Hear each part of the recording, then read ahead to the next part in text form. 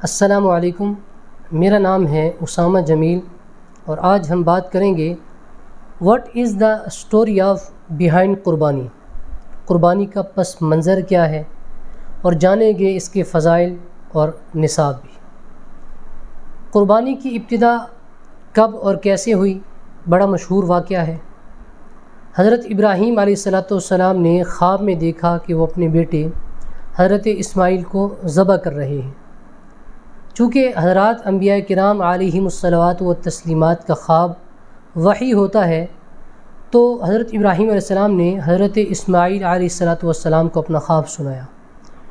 تو حضرت اسماعیل نے فرمایا کہ آپ اپنے اس خواب کو سچا کیجئے، اللہ تعالیٰ کے اس حکم کو پورا کیجئے، انشاءاللہ آپ مجھے صبر کرنے والوں میں سے پائیں گے۔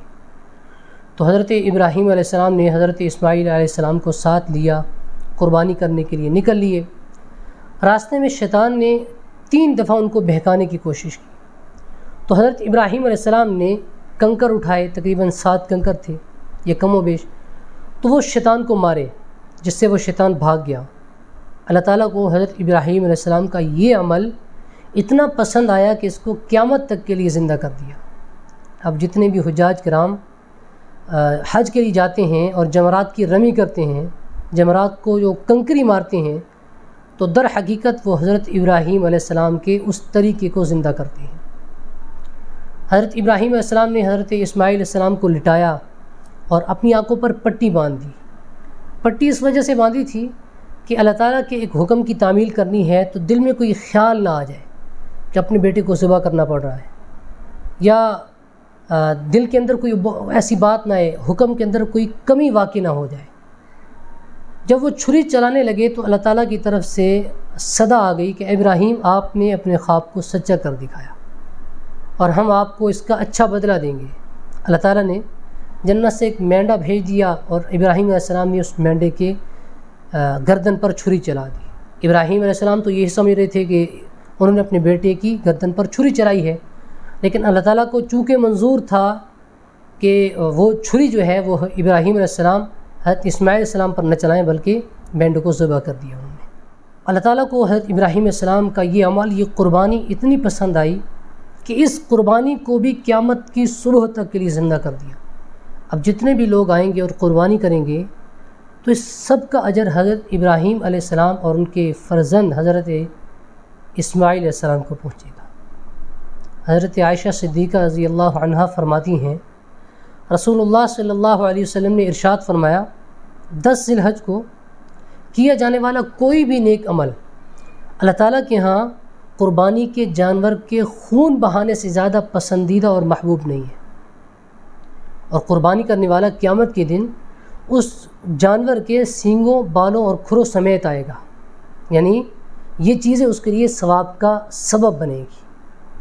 اور آپ علیہ السلام نے فرمایا کہ قربانی کے جانور کا خون نیچے گرنے سے پہلے ہی اس قربانی کو شرف قبولیت نصیب ہو جاتی ہے، لہٰذا خوش دلی سے قربانی کیا کرو۔ حضرت زید بن ارقم رضی اللہ عنہ فرماتے ہیں کہ حضرات صحابہ کرام نے آپ علیہ السلام سے سوال کیا کہ یا رسول اللہ یہ قربانی کیا ہے؟ تو آپ علیہ السلام نے فرمایا، سنت ابیکم ابراہیم، یہ تمہارے باپ ابراہیم کی سنت ہے۔ تو صحابہ کرام نے عرض کیا کہ یا رسول اللہ ہمیں اس قربانی پر کیا ملے گا؟ تو آپ علیہ السلام نے فرمایا، قربانی کے ہر بال کے بدلے میں ایک نیکی ملے گی۔ اب قربانی کا نصاب کیا ہے؟ تو وہ تقریباً 5 چیزیں بنتی ہیں۔ یہ 5 چیزیں دیکھی کس دن جائے گی؟ تو جو قربانی کا دن ہے 10 ذی الحج، اس کی صبح صادق سے لے کر 12 ذی الحج کی غروب آفتاب تک، یہ جو 3 دن بنتے ہیں 10، 11، 12، ان 3 دنوں میں اگر کوئی شخص صاحب نصاب ہو تو اس پر قربانی کرنا لازم ہوگی۔ اب وہ نصاب کیا ہے؟ تو اس میں 5 چیزیں دیکھی جائیں گی۔ نمبر 1، کسی کے پاس اگر سونا ہو۔ نمبر 2، چاندی ہو۔ نمبر 3، کسی کے پاس کچھ نقد رقم ہو، اس کے پاس پیسے ہوں، گھر کے اندر ہوں یا اس نے بینک کے اندر رکھے ہوں، تو نقد کیش ہو اس کے پاس۔ چوتھی چیز ہے اس کے پاس مال تجارت ہو۔ مال تجارت سے مراد تجارتی سامان اس کے پاس ہو، کوئی بھی چیز جو اس نے تجارت کی نیت سے خریدی ہو، کوئی کپڑا خریدا ہو بیچنے کی نیت سے، گاڑی خریدی ہو بیچنے کی نیت سے، پراپرٹی خریدی ہو اور نیت اس وقت بیچنے کی ہو، خرید و فروخت کی ہو، کاروبار کی ہو۔